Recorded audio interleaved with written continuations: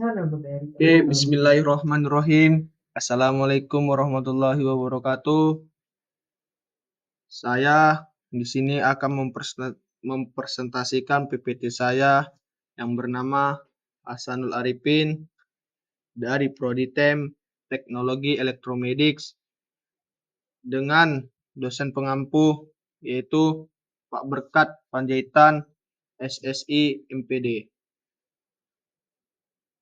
NIM 22 20 40 11 394. Judul PPT saya yaitu optik geometrik. Baiklah, kita akan ke slide selanjutnya. Pengertian optika geometris. Optika merupakan cabang ilmu fisika yang mempelajari tentang konsep cahaya, terutama mengkaji sifat-sifat cahaya, hakikat dan pemanfaatannya. Optika terbagi ke dalam dua bagian, yaitu optika geometris dan optika fisis. Jenis-jenis pemantulan cahaya. Ada dua jenis pemantulan cahaya, yaitu pemantulan teratur dan pemantulan baur. Pemantulan teratur terjadi ketika suatu berkas cahaya sejajar datang pada permukaan yang halus atau rata seperti permukaan cermin datar atau permukaan air yang tenang. Sedangkan pemantulan baur terjadi ketika suatu berkas cahaya sejajar datang pada permukaan yang kasar atau tidak rata sehingga dipantulkan berbagai arah yang tidak tertentu. Oke, ke slide selanjutnya. Hukum pemantulan cahaya. Hukum pemantulan cahaya, cermin merupakan suatu benda yang tidak tembus cahaya dan permukaannya sangat halus dan rata sehingga hampir semua cahaya yang datang padanya dapat dipantulkan. Dari sifat-sifat pemantulan cahaya pada cermin diperoleh hukum pemantulan cahaya yaitu A. Sinar datang garis normal dan sinar pantul terletak pada satu bidang datar. B. Sudut datang dengan sudut pantul. Oke, ke slide selanjutnya. Pemantulan cahaya pada cermin cekung. Cermin cekung adalah cermin yang permukaan pemantulannya melengkung ke dalam. Cermin bersifat mengumpulkan sinar pantul atau konvergen. 3 sinar istimewa pada cermin cekung yaitu A. Sinar datang sejajar sumbu utama cermin akan dipantulkan melalui titik fokus. B. Sinar datang melalui titik fokus akan dipantulkan sejajar sumbu utama. C. Sinar datang melalui titik pusat kelengkungannya atau M akan dipantulkan kembali melalui titik pusat kelengkungannya tersebut. Oke, ke slide selanjutnya. Jadi inilah gambar fokus. Oke, inilah gambar bayangan cermin cekung yaitu B. Sinar datang melalui titik fokus akan dipantulkan sejajar sumbu utama. C. Sinar datang melalui titik pusat kelengkungannya atau M akan dipantulkan kembali melalui titik pusat kelengkungan tersebut. Bayangan benda yang terbentuk oleh cermin cekung memiliki sifat yang berbeda-beda tergantung letak benda terhadap cermin cekung. Oke, ke slide selanjutnya. Pemantulan cahaya pada cermin datar. Cermin datar adalah cermin yang permukaan pantulannya berupa bidang datar. Cermin ini dibuat dengan melapiskan perak ke sebuah kaca datar. Cermin datar biasanya dipakai sebagai cermin rias. Saat bercermin akan tampak bayangannya kita di cermin itu. Berikut sifat-sifat bayangan cermin datar, yaitu bentuk bayangan cermin datar sama besar dengan bendanya. Jarak bayangan ke cermin sama dengan jarak benda ke cermin. Letak bayangan berkebalikan dengan letak benda. Bayangan yang terbentuk adalah bayangan maya atau bayangan semu. Adalah bayangan yang hanya tampak pada cermin jika cahaya dapat menembus cermin dan sampai ke benda di belakang cermin. Bayangan tidak akan terlihat. Jadi inilah gambar pada cermin datar ya. Oke, ke slide selanjutnya. Pemantulan cahaya pada cermin cembung. Oke, pemantulan cahaya pada cermin cembung. Sinar yang datang sejajar dengan sumbu utama akan dipantulkan seolah-olah berasal dari titik fokus F. Sinar yang datang menuju titik fokus F akan dipantulkan sejajar sumbu utama. 3. Sinar istimewa pada cermin cembung yaitu A. Sinar datang sejajar sumbu utama dipantulkan seolah-olah berasal dari titik fokus cermin. B. Sinar datang menuju titik fokus dipantulkan sejajar sumbu utama. C. Sinar datang menuju titik pusat kelengkungan cermin dipantulkan kembali seakan-akan datang dari titik pusat kelengkungan tersebut.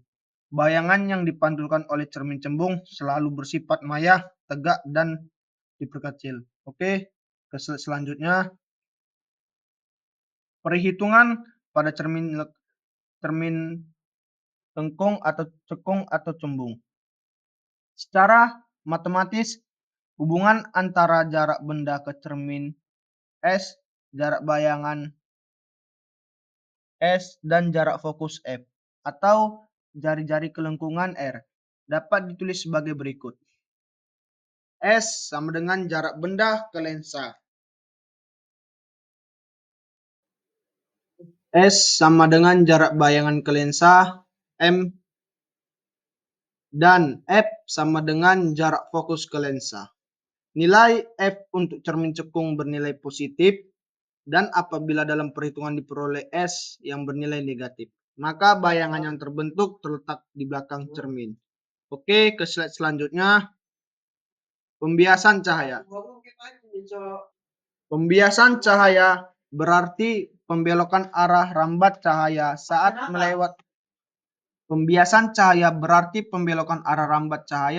melewati bidang batas dua medium tembus cahaya yang berbeda indeks biasnya.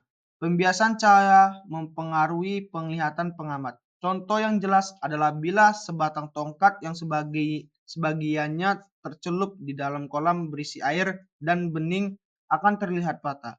Dasar bak mandi yang berisi air kelihatan lebih dangkal, sikat gigi yang mengapung di air bak mandi kelihatan bengkok dan sebagainya. Oke, ke slide selanjutnya.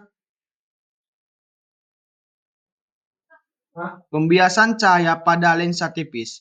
Lensa adalah benda bening yang dibatasi oleh dua permukaan dan minimal salah satu permukaannya itu merupakan bidang lengkung. Lensa tidak harus terbuat dari kaca, yang penting ia merupakan benda bening atau tembus cahaya, sehingga memungkinkan terjadinya pembiasan cahaya. Oleh karena lensa tipis merupakan bidang lengkung, ada dua macam kelompok. Oke, selanjutnya. A. Lensa cembung atau lensa positif, lensa konvergen, yaitu lensa yang mengumpulkan sinar. Jadi inilah contoh gambar lensa cembung. Dan inilah selanjutnya contoh gambar lensa cekung. Oke, ke selanjutnya. Indeks bias medium. Ketika kamu sedang minum es, pernahkah kamu memperhatikan sedotan yang ada pada gelas es? Sedotan tersebut akan terlihat patah setelah melalui batas antara udara dan air. Hal ini terjadi karena adanya peristiwa pembiasan dan refraksi cahaya. Bagaimana sebenarnya peristiwa ini terjadi?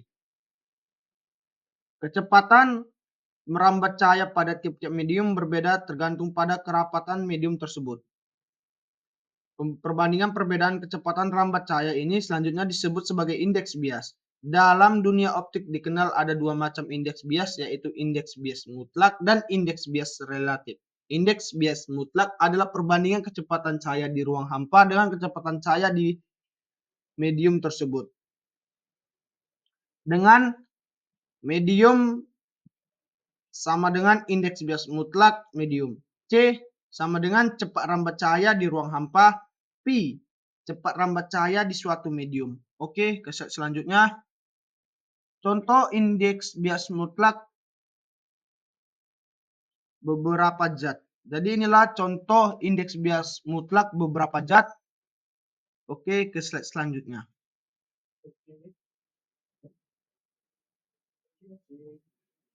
Menurut teori muka gelombang rambatan cahaya dapat digambarkan sebagai muka gelombang yang tegak lurus arah rambatan, dan muka gelombang itu membelok saat menembus bidang batas medium 1 dan medium 2 seperti diperlihatkan gambar 1. Setiap medium memiliki indeks bias yang berbeda-beda. Karena perbedaan indeks bias inilah maka jika ada seberkas sinar yang melalui dua medium yang berbeda kerapatannya, maka berkas sinar tersebut akan dibiaskan. Pada tahun 1621, Sinelius, seorang fisikawan berkebangsaan Belanda, melakukan serangkaian percobaan untuk menyelidiki hubungan antara sudut datang I dan sudut datang dan sudut bias. Hukum kebangsaan Belanda melakukan serangkaian percobaan untuk menyelidiki hubungan antara sudut datang I dan sudut datang bias. Hukum pembiasan Sinelius berbunyi, sinar datang, sinar bias, dan garis normal terletak pada satu bidang datar. Perbandingan sinar sudut datang dengan sinar sudut bias dari suatu cahaya yang melewati dua medium yang berbeda merupakan suatu konstanta. Oke, ke selanjutnya. Inilah gambar. Inilah gambar sinar datang dan garis normal pada medium 1 dan medium 2. Oke, ke slide selanjutnya. Gambar 1. Muka gelombang pada pembiasan cahaya dari medium 1 ke medium 2. Pada segitiga ABD berlaku persamaan trigonometri sebagai berikut. Sedangkan pada segitiga AED berlaku persamaan trigonometri sebagai berikut. Pada peristiwa pembelokan cahaya dari medium 1 ke medium 2, ini batasan frekuensi cahaya tetap atau tidak mengalami perubahan karena P sama dengan F, maka berlaku pula. Oke, selanjutnya. Di samping menunjukkan perbandingan cepat rambat cahaya di dalam suatu medium, indeks bias juga menunjukkan kerapatan optik suatu medium. Semakin besar indeks bias suatu medium, berarti semakin besar kerapatan optik medium tersebut. Bila cahaya merambat dari medium kurang rapat ke medium yang lebih rapat, cahaya akan dibiaskan mendekati garis normal. Sebaliknya, bila cahaya merambat dari medium lebih rapat ke medium kurang rapat, akan dibiaskan menjadi garis normal. Jadi inilah gambar sinar merambat dari medium kurang rapat ke medium lebih rapat akan dibiaskan mendekati garis normal. Oke, slide selanjutnya, pemantulan total. Pada saat cahaya merambat dari medium optik lebih rapat ke medium optik kurang rapat, dengan sudut datang terlalu tertentu, cahaya akan dibiaskan menjauhi garis normal. Artinya sudut bias akan selalu lebih besar dibandingkan sudut datang. Apabila sudut datang cukup besar, maka sudut bias akan lebih besar lagi. Apa yang terjadi bila sudut datang terus diperbesar? Bila sudut datang terus diperbesar, maka suatu saat sinar bias akan sejajar dengan bidang yang berarti besar sudut biasnya R 90 derajat 90%. Tidak ada lagi cahaya yang dibiaskan, seluruhnya akan dipantulkan sudut datang pada sudut biasnya yang mencapai 90. Ini disebut sudut kritis atau sudut batas. Pemantulan yang terjadi disebut pemantulan total atau pemantulan sempurna. Persamaan sudut kritis sebagai berikut. Oke, selanjutnya.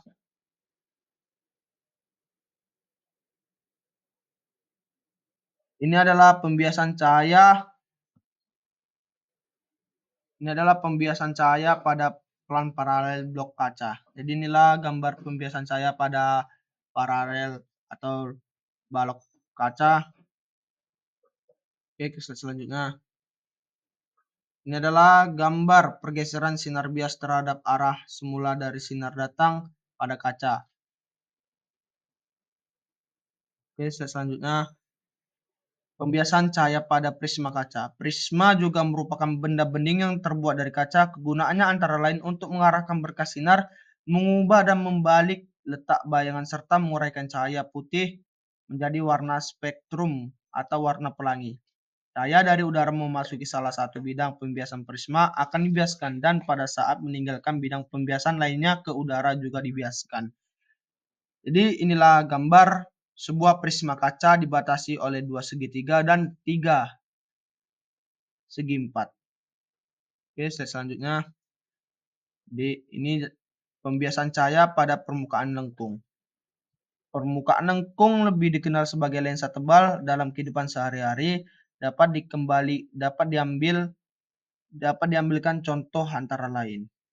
Akuarium terbentuk bola, silinder kaca, tabung Elenier, plastik berisi air di warung makan.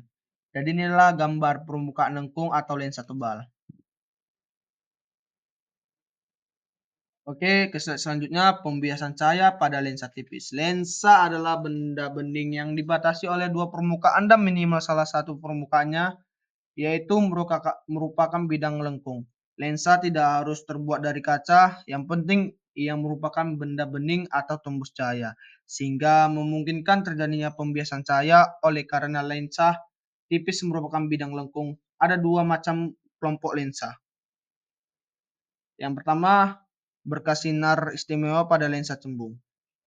Ada 3 macam sinar istimewa pada lensa cembung, yaitu 1. Sinar datang sejajar sumbu utama, lensa dibiaskan melalui titik fokus. Yang kedua, sinar datang melalui titik fokus, lensa dibiaskan sejajar sumbu utama. Yang ketiga, sinar datang melalui titik pusat, lensa tidak dibiaskan melainkan diteruskan. B.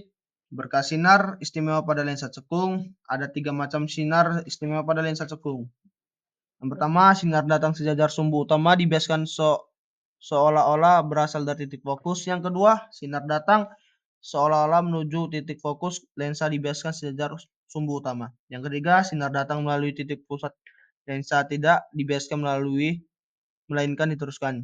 Oke, yang pertama, berkas sinar istimewa pada lensa tipis. Oke, selanjutnya. Oke, penomoran ruang pada lensa tipis. Untuk lensa nomor ruang untuk berada dan nomor ruang untuk bayangan dibedakan. Nomor ruang untuk benda menggunakan angka Romawi 1, 2, 3, dan 4. Sedangkan untuk ruang bayangan menggunakan angka Arab 1, 2, 3, dan 4. Seperti pada gambar berikut. Jadi inilah gambar penomoran ruang pada lensa tipis. Oke, ke selanjutnya.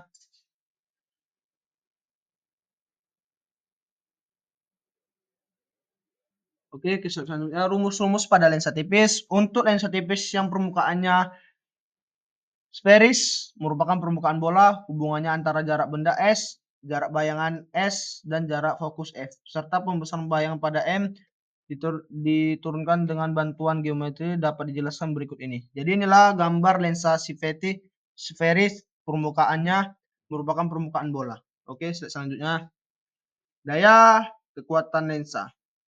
Jadi daya kekuatan lensa adalah kekuatan lensa dalam memfokuskan lensa.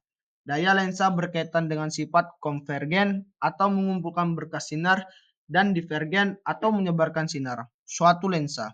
Untuk lensa positif, semakin kecil jarak fokus, semakin kuat kemampuan lensa itu untuk mengumpulkan berkas sinar. Sinar lensa negatif, semakin kecil jarak fokus, semakin kuat kemampuan lensa itu untuk menyebar berkas sinar. Oke, selanjutnya. Jadi inilah gambar diagram lensa gabungan. Oke, selanjutnya. Melukis pembentukan bayangan pada lensa. Untuk melukis pembentukan bayangan pada lensa tipis, cukup menggunakan minimal 2 berkas sinar istimewa untuk mendapatkan titik bayangan. Contoh melukis pembentukan bayangan. Jadi inilah bentuk AB berada di ruang 2 lensa cembung. Selanjutnya,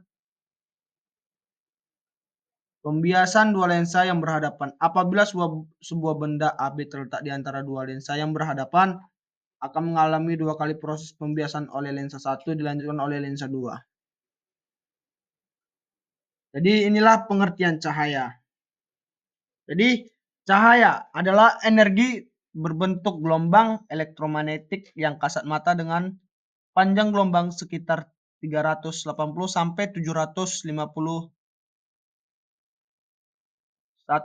Pada bidang fisika, cahaya adalah radiasi elektromagnetik baik dengan panjang gelombang kasat mata maupun yang tidak. 2. Selain itu, cahaya adalah paket partikel yang disebut foton. Jadi inilah pengertian cahaya. Oke, selanjutnya. Jadi inilah contoh gambar cahaya gelombang elektromagnetik. Oke, selanjutnya.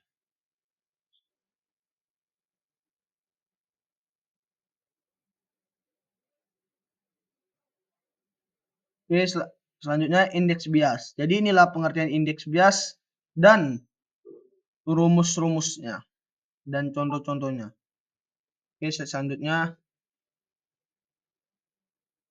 sejarah indeks bias. Jadi inilah sejarahnya.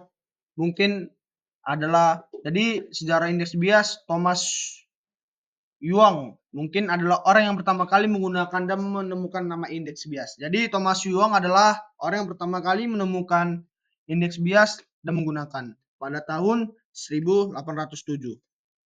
Pada saat yang sama ia mengubah nilai indeks bias ini menjadi satu bilangan, bukan rasio perbandingan dua bilangan yang sebelumnya digunakan. Jadi inilah sejarahnya yang ditemukan oleh Thomas Yuang dan digunakannya. Oke, slide selanjutnya. Oke, terima kasih. Mohon maaf apabila ada kekurangan, saya mohon maaf. Pada Allah saya mohon ampun. Wabillahi taufiq wal hidayah. Assalamualaikum warahmatullahi wabarakatuh.